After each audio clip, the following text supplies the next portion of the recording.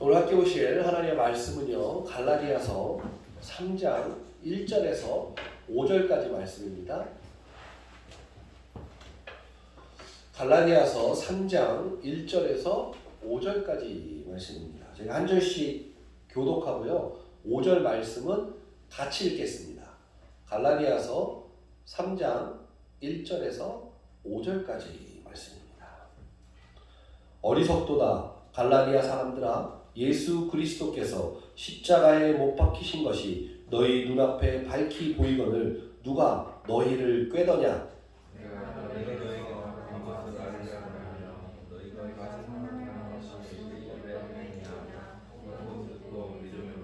너희가 이같이 어리석으냐? 성령으로 시작하였다가 이제는 육체로 마치겠느냐? 같이 읽겠습니다. 너희에게 성령을 주시고 너희 가운데서 능력을 행하시는 이의 일이 율법의 행위에서냐 혹은 듣고 믿음에서냐. 아멘. 오늘 말씀을 통해서 율법이냐 믿음이냐라는 제목으로 함께 은혜를 나누겠습니다. 말씀 나누기 전에요, 우리 앞뒤 좌우에 계신 분들 함께 인사했으면 좋겠고 축복했으면 좋겠습니다. 주님의 이름으로 당신을 축복합니다. 우리 함께 인사하겠습니다.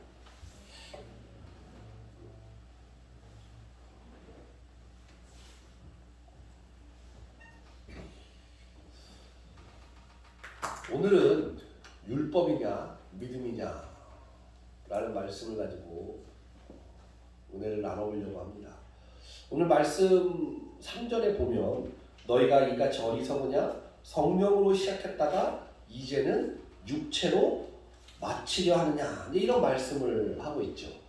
결국 우리가 믿음 생활을 하는데 하나님을 만나고 또 구원을 받았고 그래서 교회를 다니고 또 예배 생활도 하고 기도 생활도 하고 말씀도 보는 이런 믿음 생활을 하는데 성령으로 시작을 했는데 결국 육체로 마치려고 하느냐? 라고 지금 사도 바울이 우리에게 말하고 있는 거죠. 하나님께서요, 우리가 구원을 받고 신앙생활을 하는데 처음에 주님을 만나는 것은 성령으로 만나잖아요. 그런데 너희가 결국 마지막에 인생의 끝을 맺을 때는 육체로 이것을 마치려고 하느냐? 좀 이런 질문을 하고 있다는 거죠. 이것이 바로 굉장히 어리석은 인생이다 라고 말합니다. 성령으로 시작했다가 육체로 마치는 인생이 되면 안 됩니다. 결국 신앙생활이라는 게요, 하나님이 주시는 은혜로 구원을 받았고 성령으로 시작했으나 우리가 결국 끝에 가서 육체로 마칠 수도 있다라는 것입니다. 자, 그렇다면 어떻게 하면 성령과 계속해서 동행할 수 있고 기어이 성령으로 마치는 인생이 될 수 있을까요? 오늘 그것에 대하여 함께 묵상하려고 합니다. 결국 우리가 신앙생활을 하고 하나님을 믿고 또 이렇게 구원받은 사람으로서 삶을 살잖아요. 이 삶을 살 때 어떻게 해야 육체로 마치지 않는 인생을 살아갈 수 있을까? 오늘 갈라디아서 말씀을 통해서 우리에게 정확한 그 방법을 제시하고 있습니다. 그리고 오늘 그 방법을 함께 나누고자 하고요. 그리고 이 방법을 통해서 우리 성도님들이 정말 육체로 마치는 어리석은 인생이 아니라 하나님의 성령으로 맞춰서 저 천국에서 주님을 만나면은 그런 놀라운 믿음의 삶들을 살아갈 수 있게 되기를 주님의 이름으로 소원합니다. 사도 바울이요, 묻습니다. 그러니까 너희가 성령으로 시작했다가 육체로 끝나는 인생이 되려고 하느냐? 그러면서 물어봐요. 성령을 받은 것이 율법의 행위로냐? 혹은 듣고 믿음으로냐?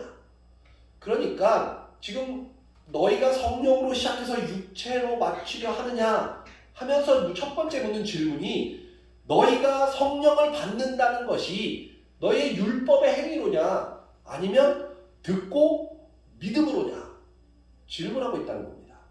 율법의 행위로 살면 육체로 마치고 믿음으로 살면 성령으로 마치게 된다는 말이죠. 자, 그러면 우리가 먼저 스스로 물어보아야 해요. 나는 율법의 행위로 사는 믿음을 살고 있는가? 아니면 성령으로 사는 믿음 생활을 하고 있는가? 지금 나에게 먼저 그 질문이 되어지지 않는다면 오늘 말씀이 아무런 의미가 없게 됩니다. 여러분들 자신에게 먼저 질문해 봤으면 좋겠어요. 나는 율법의 행위로 사는 믿음 생활을 하고 있는가? 나는 성령으로 사는 믿음 생활을 하고 있는가? 율법을 실천하는 것이요 나쁜 것은 아닙니다. 그러니까 내가 율법대로 살아간다는 것이요 나쁜 건 아니에요. 그러나 율법주의의 행위로 구원을 받는다는 것은 우상입니다. 사탄의 전략이기도 합니다. 우리로 하여금 우리가 어떤 행위를 통해서 구원을 얻을 것처럼 생각하게 만드는 것은요 그건 우상이고요 결국 사단의 전략이라는 것이죠. 율법주의가 육체로 마치게 하는 이유는 굉장히 간단합니다. 율법의 행위로 하나님께 갈 수 있다고 주장하고 있기 때문에 그것은 율법의 행위가 곧 육체로 마칠 수밖에 없다는 거예요. 그러니까 율법의 행위라는 것 자체가 그러니까 율법을 지키는 것 자체는 결단코 나쁜 게 아닌데요. 내가 이 율법을 지키는 행위를 통해서 구원을 얻는다라고 자꾸 신앙인들이 생각을 하고 살아가기 때문에 그것이 문제라는 거죠. 그렇게 살면 육체로 인생을 마치게 될 수 있다는 것입니다. 우리의 행위로는요 하나님께 이룰 수가 없어요. 하나님께 갈 수가 없습니다. 율법주의는요 바로 행위에 초점이 있다는 겁니다. 그러나 믿음은요 믿음이라는 거예요. 성령에 붙들림 바 되어서 성령으로 삶을 산다는 그 믿음은요 행동하기 전에 우리의 마음이 먼저 주님께 가 있는 것입니다. 어떤 행동을 하기도 이미 전에요 내 마음이 주님께 이미 가 있다라는 거예요. 그게 믿음이고요. 그게 성령의 삶으로 살아가는 겁니다. 예수님은요 그래서 요한복음 10장 27절에서요 이렇게 말씀하세요. 내 양은 내 음성을 들으며 나는 그들을 알며 그들은 나를 따르느니라. 굉장히 클리어하게 이야기하고 있으시죠. 내 양은요 내 음성을 듣는다는 거예요. 그리고 나는 내 양을 안다는 거예요. 그러니까 당연히 그 양들은 나를 따른다는 거죠. 이 굉장히 단순하고 클리어한 원칙에 의해서 우리의 신앙을 생각해 볼 수 있는 거예요. 여러분들은요 주님의 음성을 들으십니까? 그리고 그 들은 음성에 따라서 그 음성을 따라 삶을 살아가고 계십니까? 그렇다면 사실 오늘 설교는 말할 가치도 없는 겁니다. 여러분들이 그런 삶을 살아가고 있다면 굳이 오늘 갈라디아에서 말한 우리 사도 바울의 이 말이 우리에게는요 별로 해당되는 말이 아닐지도 몰라요. 그런데 안타깝게도 우리가 이런 삶을 살아가고 있지 못하기 때문에 오늘 이 말씀은 우리에게 굉장한 도전을 주는 말씀입니다. 우리는 예수님을 따라가는 사람이죠. 그럼 예수님을 어디까지 따라가야 할까요?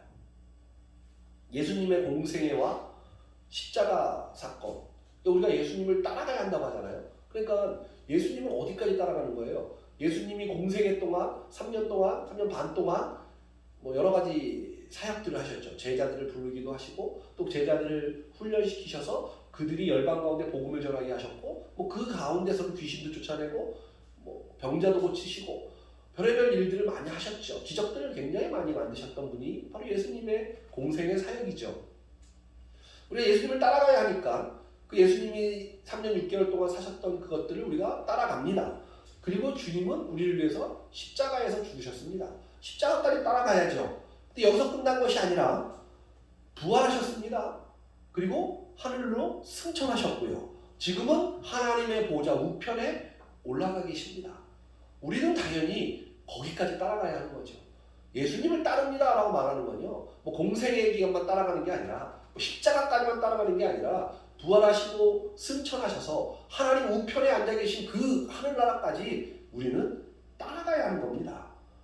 근데 거기까지 따라가는 게요 우리의 행위로 우리의 행동으로 따라갈 수 있을까요?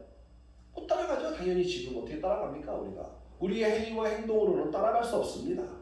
우리의 마음이 따라가는 것입니다. 이 땅 가운데 신앙생활을 한다는 건요, 우리의 마음이 그 주님이 있는 하늘 보좌 우편에까지 따라가는 겁니다. 행동보다요 마음이 먼저입니다. 그래서 성경은요 이 마음에 대해서 굉장히 많이 반복하고 있고, 그리고 전심으로 하나님을 구하라 라고 합니다. 그래서 전심으로 하나님을 구한다는 게 무슨 말이죠? 전심인 거예요. 마음을 다하여 하나님을 따르라는 거예요. 그러니까 이게 굉장히 성경에서 말하고 있는 신앙이라는 게요, 구원이라는 게요, 우리가 뭔가 착각을 하고 있는 건데요, 전심으로 하라, 마음을 다하여 하라. 그러니까 내 마음이 먼저 주님께 가 있어야 해요. 근데 전심으로 하라 하니까 내가 마음을 다하고 행동으로도 다하려고 해요. 그러니까 행동부터 다하려고 하는 거예요. 왜요? 인간은요 눈에 보이는 것에 굉장히 민감하기 때문에 그렇습니다. 우리 인간은요 태생이 눈에 보이는 것에 굉장히 집중하는 것들이 있어요. 옛날 사업하시는 분들 얘기를 들어보면 정말 지금도 우리나라가 그런 것들이 있는지 모르겠지만, 좋은 차를 타고 딱 가면 사람들이 대하는 게 벌써 다르대요. 근데 내가 아주 몇 천억짜리 회사 사장이라도 정말 후진차를 타고 가면, 소형차를 타고 가면 모텔이나 이런 데서도 그렇게 무시한다고 합니다. 예전에 아는 목사님이 그 티코가 있던 시절에 이렇게 모임이 있어서 티코를 타고 호텔에 딱 들어갔대요. 근데 호텔 이렇게 차 해주신 분이 이렇게 차 키도 안 맞고요. 이렇게 내리려고 했더니 내리지 마시고요, 차 저기다 내세요 그러더래요. 그래서 그분이 차를 타고 이걸 갔더니 거기서 이런 차 옆에다 내리면 저 옆에다 내세요 막 이래가지고 어디 막 뺑글뺑글 돌아서 왔다 차를 우리나라 아직 멀었다 막 이런 이야기를 하신 적이 있어요. 그러니까 무슨 말이냐면요, 인간은요 태생적으로요 눈에 보이는 것에 굉장히 익숙하고 그것이 다인 것처럼 생각하고 행동하는 경우가 많다는 거예요. 그러다 보니까 신앙 자체도요 내 눈에 보이는 어떤 행위나 행동들, 어떤 율법의 이런 행위들이 내 신앙을 대변하는 것처럼 보인다는 거예요. 그러니까 이게 되게 중요한 문제인데요, 율법을 따라 살아가는 삶이 잘못된 건 아니에요. 당연히 율법의 행위대로 거룩하게 살아가는 것도 맞는데, 근데 그것으로 구원을 얻고자 하는 거예요. 그러니까 우리의 마음이 주님께 먼저 가 있어야 하는데 자꾸 나의 어떠한 행위가 먼저 가 있으려고 하는 신앙의 모습이 우리에게 있다는 겁니다. 지금 행위로 어떤 것을 하는 것이 나쁘고 그것이 이건 아니야가 아니라 이게 순서의 문제인 거예요. 내 마음이 먼저 가 있고, 그리고 그 마음이 가 있기 때문에 내가 자연스럽게 열매적으로 내 몸에서 행위가 나와야 되는 건데, 마음은 가 있지도 않으면서 그냥 내 행위만 그쪽으로 가 있으려고 한다는 거예요. 행위로만 무언가의 구원을 얻으려고 하는, 내가 또 신앙생활의 모습으로 나가려고 하는 그런 안타까운 마음들이 있다는 거예요. 그래서 성경은 끊임없이 우리의 마음에 대해서 강조하고 있고 전심으로 하나님을 구하라고 말하고 있는 것입니다. 모든 마음으로요 하나님을 찾고 또 찾아야 하는데, 우리 마음에는요 내가 원하는 것으로 가득 차 있고, 내 마음에 내가 원하는 게 내 마음에 가득 차 있고 행위로만 하나님 앞에 뭔가를 하려고 한다는 거죠. 이게 굉장히 우리 이 시대의 신앙인들의 가지고 있는 모습입니다. 마음이 아픕니다. 마음은 내 것으로 가득 차 있고요, 어떤 율법적 행위로만 신앙생활을 하면 내가 구원에 이를 것이라고 생각을 하는 건지, 아니면 자연스럽게 그렇게 교육이 되어서 그런 신앙생활을 하는 건지, 그건 전 잘 모르겠지만 정말 많은 신앙인들을 바라보면서 느끼는 건요, 마음은요 자기가 원하는 건 가득 차 있어요. 그러면서 행동은 굉장히 거룩한 척, 신앙생활하는 척, 하나님 믿는 척하고 살아간다는 거예요. 오늘 사도 바울이요 그런 사람이 어리석은 인생을 산다는 거예요. 성령으로 시작했다가 육체로 마친다는 겁니다. 조금 더 적나라하게 표현하면 육체로 마친다는 건요, 내가 하늘나라에 갈 수 없다는 거죠. 주님의 자녀가 아니라는 거예요. 이 얼마나 불쌍한 인생이며 어리석은 인생이라는 거죠. 그러다 보니까 헌신이라는 말이 요즘 교회 안에서 굉장히 피곤한 단어가 되었죠. 그래서 요즘 그리스도인들에게 헌신을 요구하는 것은 굉장히 뭐라 그러죠? 싫어한다고 참 말이 웃긴데 싫어한다는 말 자체가 웃기긴 합니다만 헌신이라는 말을 제일 싫어한다고 합니다. 기독교인들이. 왜요? 예전에 헌신이라는 것에 대해서 성경에서 말하고 있는 헌신을 잘못 교회가 가르쳐왔기 때문에 그래요.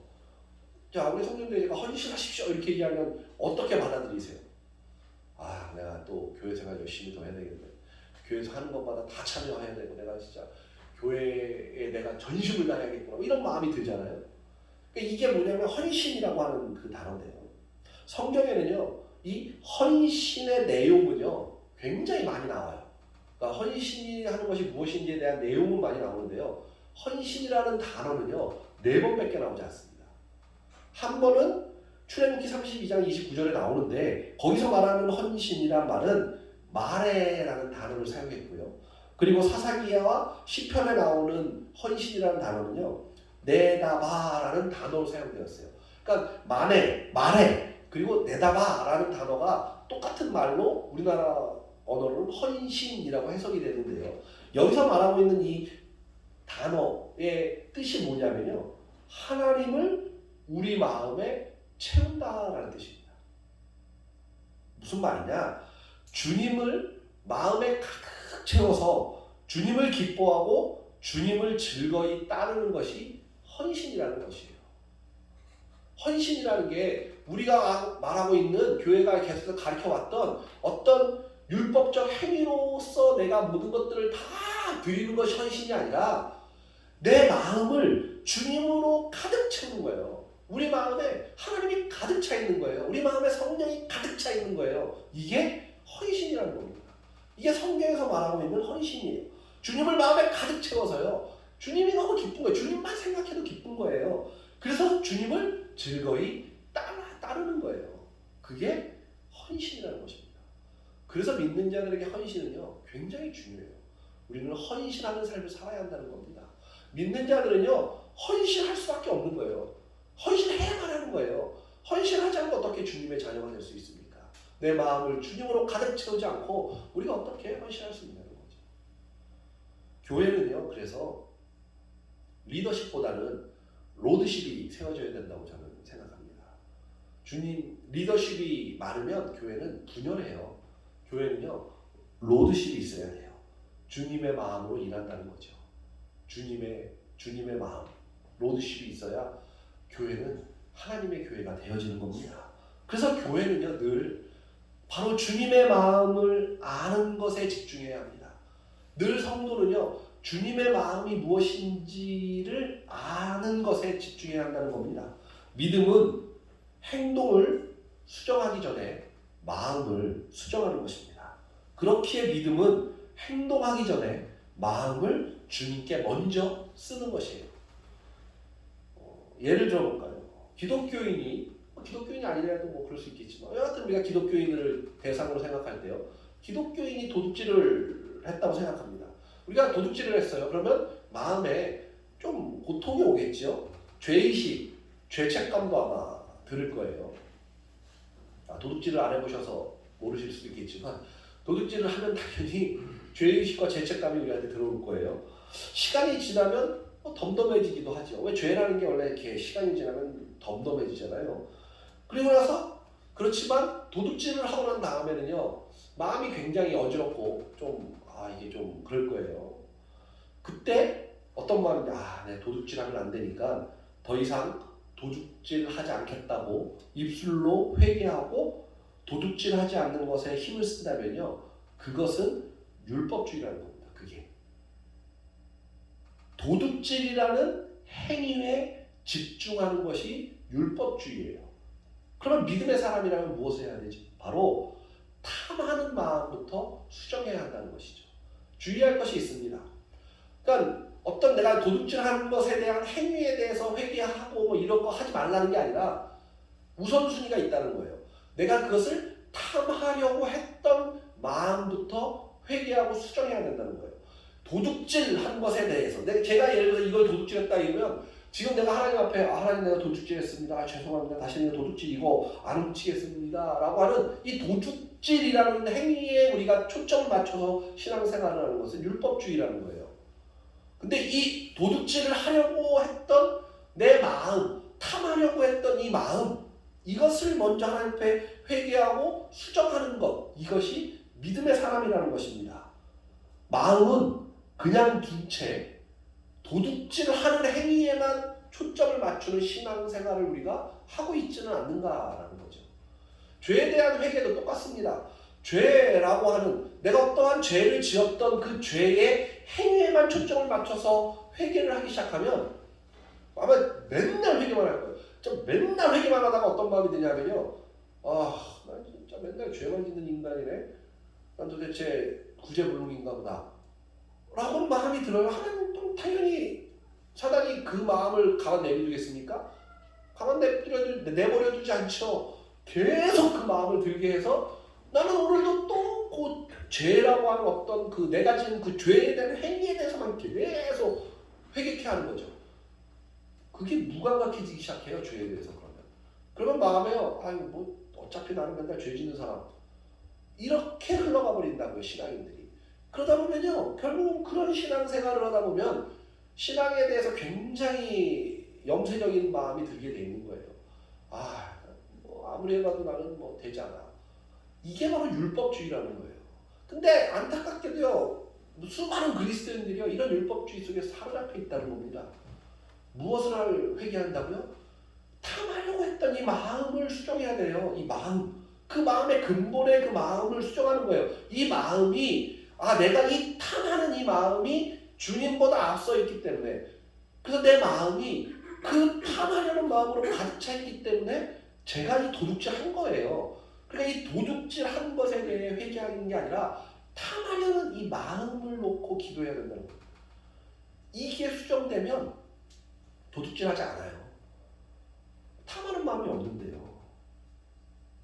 믿음의 사람이라면요, 무엇을 탐하는 그 마음부터 수정해야죠. 모든 인간은요, 돈과 권력과 사람을 탐합니다. 성적인 문제는요, 사람을 탐하기 때문에 생깁니다. 관계를 탐하기 때문에 파벌주의가 생깁니다. 돈을 탐하기 때문에 불법과 우리가 불의적인 행동들이 나올 수밖에 없습니다. 신앙은 탐하는 마음을 먼저 돌이키는 것입니다. 우리는 늘 마음을 어디에 두고 싶은지를 알아야 해요. 마음을 어디에 쓰고 싶은지도 알아야 합니다. 마음에 무엇을 담고 싶은지도 알아야 합니다. 왜요? 생명이 달린 문제이기 때문에 그래요. 우리 마음에 무엇이 담기고 우리의 마음을 어디에 쓰고 우리의 마음을 어디에 두고 싶은지를 아는 것은요, 굉장히 중요해요. 이것이 생명과 관계되어 있기 때문에, 우리의 영원한 생명과 관계되어 있기 때문에 그렇습니다.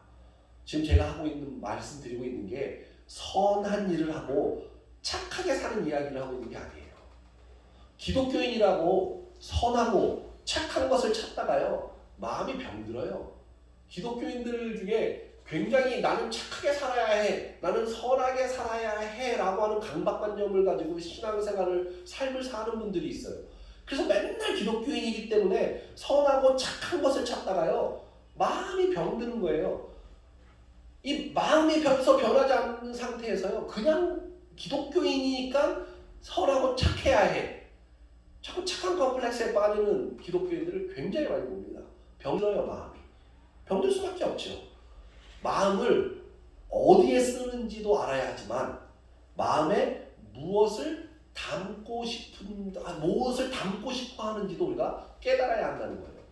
지금 우리 마음이 어디에 쓰이고 있는지도 알아야 되지만 내가 무엇을 내 마음에 담고 싶어 하는지도 깨달아야 되죠. 많은 인간들은 돈, 가족, 레저, 즐거움, 쾌락, 명예, 우울, 영세, 그리고 내 인생 왜 안 돼? 이런 것들을 담고 싶어 해요, 마음이. 물론 긍정적인 것들은 담고 싶어 하고 부정적인 것들은 담고 싶어 하지 않지만 내 마음에 담기는 것은 긍정적인 것도 담기지만, 세상적인 어떤 돈, 명예, 이런 것도 가족, 이런 것도 담기지만 부정적인 것도 내 마음에 담긴다는 거예요. 그러니까 우리 마음에 무엇이 담겨 있는지를 정확하게 보셔야 되는 거예요. 그러니까 매일매일 삶을 살고 신앙생활을 한다는 거죠. 내가 오늘 아침 일어나서 또 내가 오늘도 삶을 계속 살아가면서 내 마음에 무엇이 담겨 있는지를 우리가 계속 봐야 해요. 내 마음에 지금 내 가족이 들어와 있나? 내 가족만 중요한가? 내 마음에 지금 우울이 들어와 있나? 우울하지 왜? 우울함이 나한테 들어와 있나? 이런 내 마음에 담겨 있는 것이 무엇인지를 우리가 봐야 된다는 거예요. 기독교인은 그래도 이제 신앙생활을 하면서 굉장히 학습이 잘 되어진 기독교인들은요, 마음속에 뭔가 부정적인 생각이 들으면 내가 왜 우리 부정적인 생각이 들지? 착하게 살아야지. 오늘도 착한 마음을 찾아야 돼. 나는 착해야만 해. 자꾸 나도 모르는 사이에 그런 모습이 간다는 거예요. 그러니까 자꾸 우리도 모르는 채 어떤 율법적 행위에만 우리의 신앙과 우리의 삶이 계속 포커스가 맞춰져요. 처음에는 이게 어느 정도 버틸 수 있을지 몰라요. 근데 시간이 계속 지나잖아요. 신앙생활 10년하고 20년 하잖아요. 지칩니다. 지쳐요. 지칠 수밖에 없어요. 왜요? 인간이요, 완벽하지 못하기 때문에요. 우리가 우리의 어떤 율법적 행위가 완벽해질 수 없기 때문이에요. 그러니까 우리는 끊임없이 내가 하는 행동과 행위의 초점이 아니라 이 마음을 계속 보실 줄 알아요. 이 마음을 계속 보셔야 해요. 이 마음이 무엇을 담는지를 계속 봐야 한다는 것입니다. 우리의 마음이 하나님께 먼저 가 있는 것이 중요해요. 우리가 율법적으로 착해지려고 선해지려고 노력하는 것, 이것은 좋은 것이 아닙니다. 우리의 마음이 하나님께 먼저 가려고 하는 것, 이것이 굉장히 중요합니다. 율법주의와 믿음의 극명한 차이는 무엇입니까? 바로 믿음은 먼저 하나님께 마음을 두는 것입니다. 율법주의와 믿음의 극명한 차이는 바로 마음입니다. 우리의 마음. 우리의 이 마음이 내가 율법주의냐? 내가 믿음의 사람이냐? 내가 성령으로 시작했다가 육체로 끝나는 인생이냐? 성령으로 시작했다가 성령으로 끝나는 인생이냐? 이것을 나타내는 가장 큰 차이는 마음이라는 겁니다. 이 마음이 굉장히 중요해요. 그런 의미에서 오늘 본문 1절을 다시 한번 보겠습니다.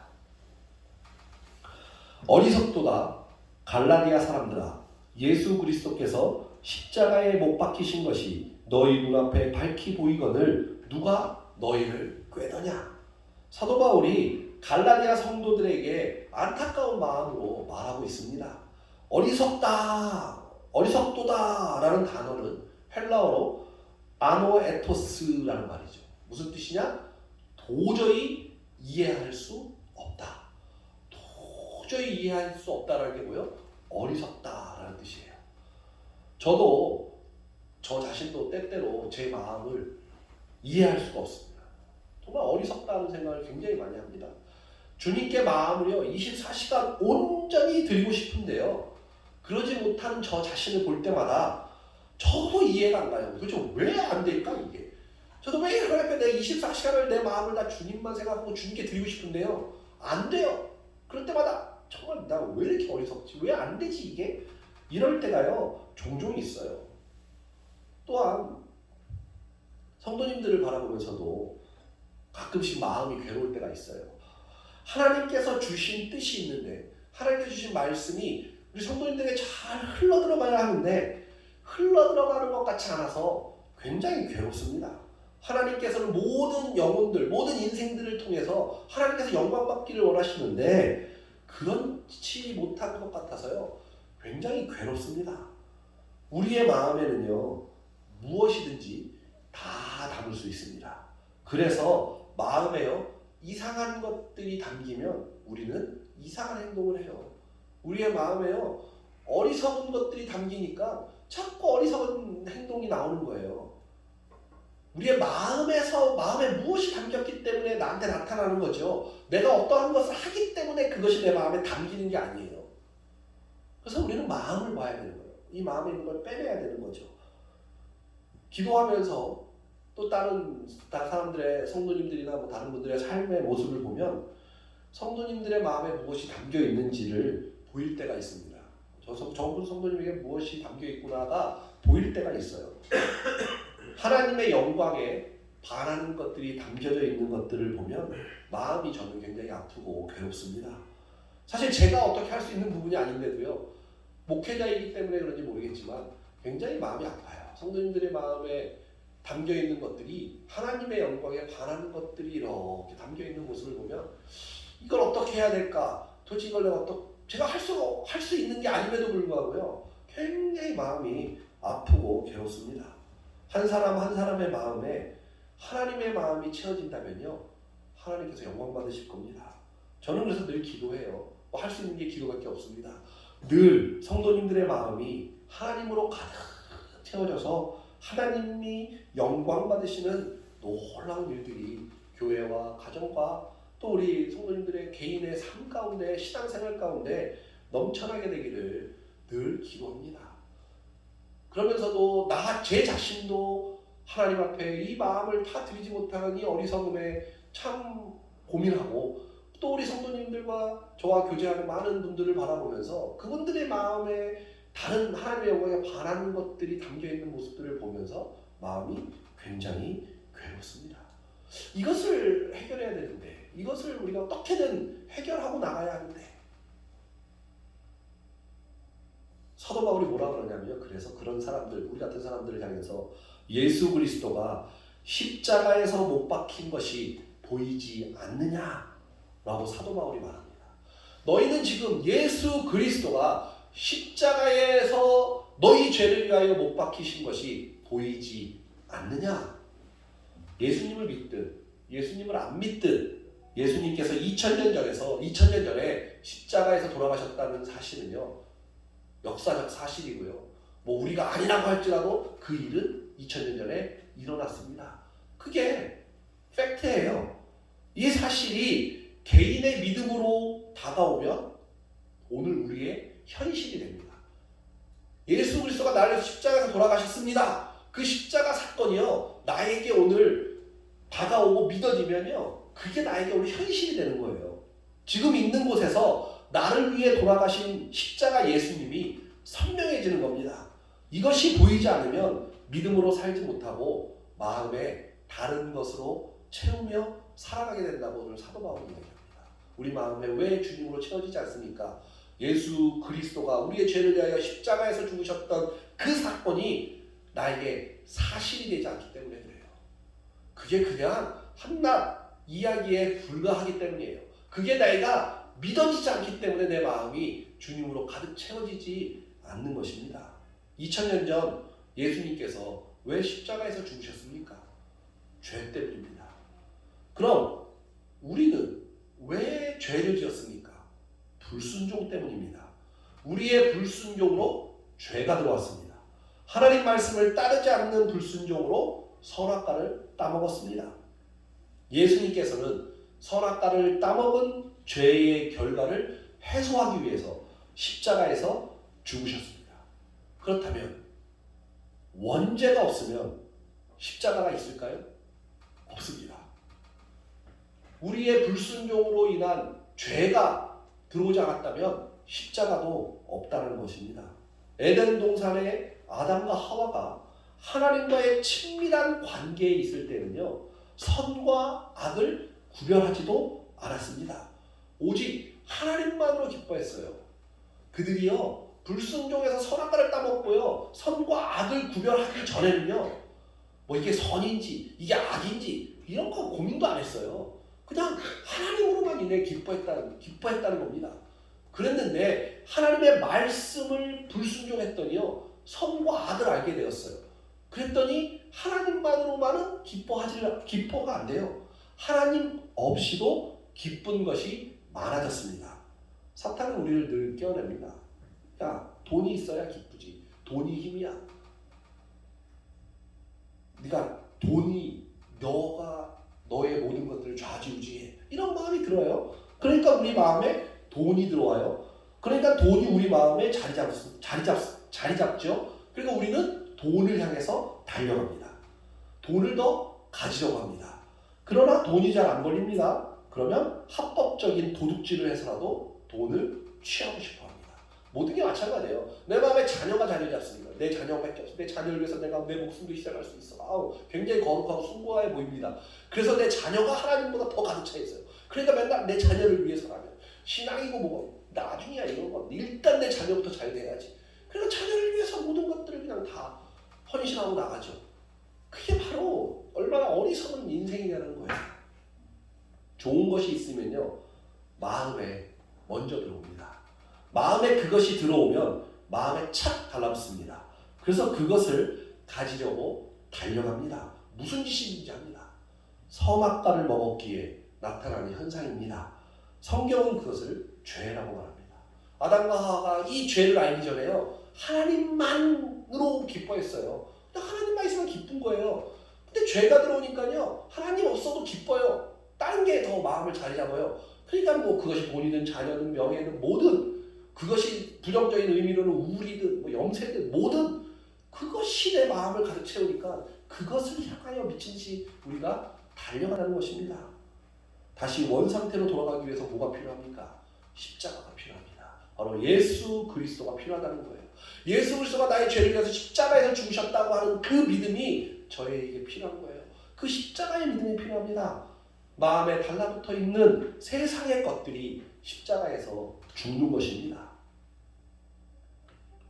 지금 믿음의 사람이라고 말하는 크리스천들의 삶의 패턴이 어떤지 아세요? 모든 기독교인들이 가지고 있는 삶의 패턴이 있어요. 살아가면서 문제가 생깁니다. 가족이든 건강이든 자녀든 승진이든 취업이든 사업이든 하여간 무슨 문제든지 우리에게 생겨요. 어디에서 문제가 생기면 우리의 마음가짐을 새롭게 합니다. 주님께 나와서 열심히 기도합니다. 다시 시작한 사업이 잘 되고, 자녀가 취업 잘 되고, 가족이 행복할 수 있도록 열심히 기도합니다. 갑자기 열심히 신앙생활하는 이유가 무엇일까요? 왜 열심히 갑자기 하죠? 바로 문제 해결 때문입니다. 문제가 생겼으니까 그 문제 해결을 위해서 갑자기 제가 신앙생활에 열심을 다합니다. 이거 하나님이 나한테 뭔가 죄를 뭐가 됐든 하나님이 나한테 무슨 지금 내가 죄 져서 나한테 지금 하나님이 이거 똑바로 살라고 그러나 보다 이러면서 나의 모든 포커스가, 나의 모든 열심이 문제 해결에 있죠. 이게 율법주의입니다. 이런 신앙생활이 결국은 성령으로 시작했다가 육신으로 끝나는 삶이에요. 하나님이 목적이 아니라 문제를 해결하기 위해 무언가를 열심히 하는 것이 율법주의입니다. 솔직히 마음에 붙어있는 거요, 떼어내기가 쉽지 않습니다. 내 삶이기에 아프기도 하고 손해보는 것 같기도 하고, 그러나 마음에 붙어있는 것을 떼어내는 것이 신앙입니다. 그때 전능자의 손길을 경험하게 됩니다. 주님이 먼저라고 주님을 앞세우니까 마음에 붙어있는 자녀, 돈, 명예 같은 것들이 떼어내지게 되는 거예요. 주님을 앞세우니까. 그리고 그것을 떼어내면 주님이 주시는 평강을 느끼게 돼 있어요. 참 역사를 경험. 자녀가 마음에 붙어있으니까 맨날 내가 자녀 때문에 이 자녀를 위해서라도 내가 뭐든 할 수 있어. 신앙이고 뭐고 다 필요. 일단 내가 내 자녀가 잘 되는 게 먼저예요. 근데요, 그렇게 살면 그게 어리석은 인생이 돼가지고요, 자녀가 우상이 되고요, 율법주의가 돼서요, 신앙이 완전히 엉망진창이 돼요. 근데 그 자녀를 사랑하는 마음을 떼어내버리잖아요.